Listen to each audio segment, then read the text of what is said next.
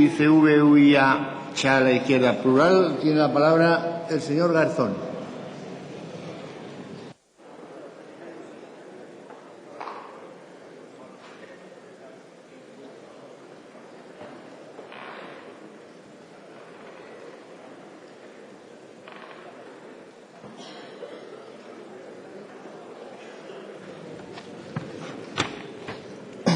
Muchas gracias, señor presidente. Muchas gracias, señor ministro. Subo a esta tribuna para posicionar a nuestro grupo en torno a una cuestión en la que otros grupos se han pronunciado y han revelado también nuestras preocupaciones por este Real Decreto Ley. Realmente compartimos muchas de esas preocupaciones, pero también advertimos que compartimos algunas de las propuestas de este proyecto de ley, o por cierto, mejor dicho, de parte de la filosofía. Por ejemplo, compartimos que el PP por fin, como hizo en 30 de enero, pues haya vuelto a hablar de ingresos y no solo de gastos, como había venido hablando hasta entonces, hasta que ha llevado las riendas del Gobierno.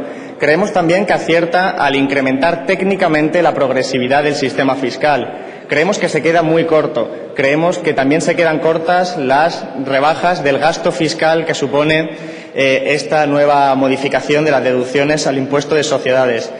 Pero creemos que el problema sigue siendo el mismo. El sistema fiscal es, en la práctica, altamente regresivo.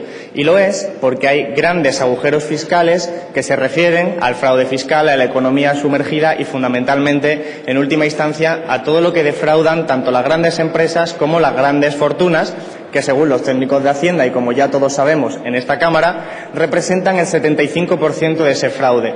Por eso lo que no comprendemos es que el Partido Popular no vaya a atacar ese agujero negro, esos múltiples agujeros negros por los cuales se escapa el dinero.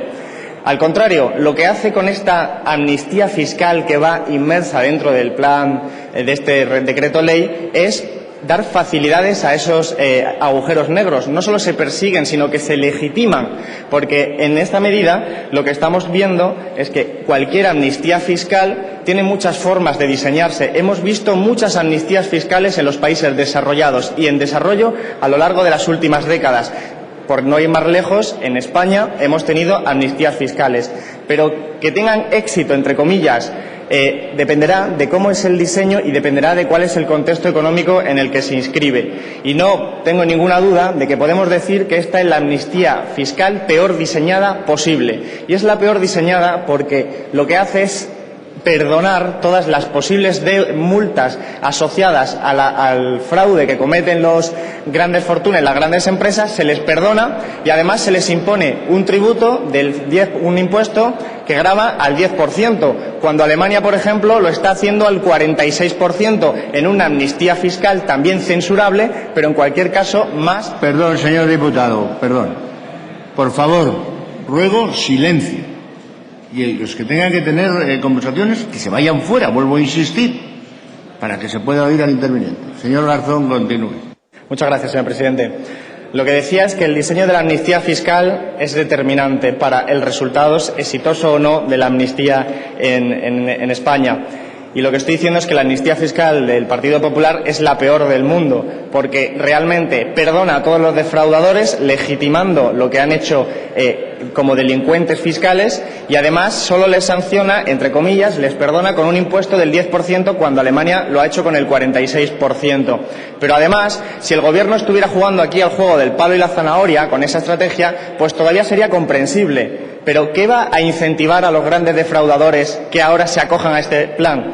Porque si el señor Montoro hubiera aprobado también un plan muy restrictivo contra el fraude fiscal, hubiera dado recursos a los inspectores de Hacienda y hubiera facilitado y hubiera hablado claramente de una fuerte lucha, un proceso de combate contra ese fraude fiscal, pues las grandes empresas que están defraudando se verían ante el dilema de acogerse a estas facilidades o esperar y seguir defraudando, pero con el temor de que el Estado se iba a lanzar contra ellas. Pero como eso no es así, como no existe ese palo dentro de este juego del palo y de zanahoria, pues las grandes empresas no tienen ningún incentivo para venir a decirnos que eran unos delincuentes fiscales y que se acogen con un espíritu, podríamos decir, patriota a este nuevo sistema. Por lo tanto, su éxito en términos económicos es también, evidentemente, muy limitado por el sistema de incentivos que se genera. Pero también tenemos que decir, es un problema moral importantísimo. No es una amnistía extraordinaria porque llevamos ya muchas en este país. Por lo tanto, los defraudadores, y ya lo han dicho otros grupos antes, pues podrán esperar perfectamente a una nueva y futura amnistía fiscal. Y, por supuesto, es una condena a quienes sí estamos pagando impuestos. Y, además, se están incentivando de forma perversa que la gente defraude, porque sabe que si defrauda, el Estado lo que les está diciendo con esta amnistía, les está mandando el siguiente mensaje: defraudar no es tan grave, porque yo puedo perdonarte. Y eso es completamente inmoral y además es un error económico muy grave, porque incentiva y legitima el fraude fiscal. En definitiva, una reforma que además no incluye de ese dinero que se intenta limpiar de forma poco exitosa, como decía, porque bien puede ser un dinero defraudado por las grandes empresas en actividades comerciales, que bien puede ser proveniente del tráfico de armas o de cualquier actividad de delincuencia más física.